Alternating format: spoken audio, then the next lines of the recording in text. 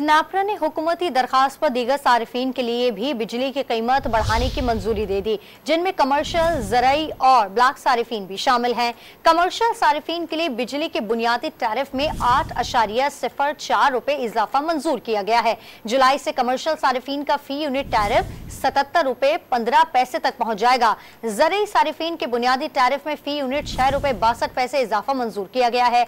जुलाई से ज़राई सारिफीन का फी unit tariff 46 रुपए 83 पैसे तक हो जाएगा। जनरल सर्विसेज के लिए बिजली का फी यूनिट टैरिफ 6 रुपए 98 पैसे बढ़ने की मंजूरी दी गई है, जबकि जुलाई से जनरल सर्विसेज के लिए फी यूनिट बिजली का टैरिफ 61 रुपए 3 पैसे हो जाएगा। ब्लॉक सारिफीन के लिए बिजली के फी यूनिट टैरिफ में 5 रुपए 51 पैसे इजाफे की मंजूरी दी गई है। जुलाई से ब्लॉक सारिफीन का फी यूनिट टैरिफ 59 रुपए 96 पैसे तक पहुंच जाएगा।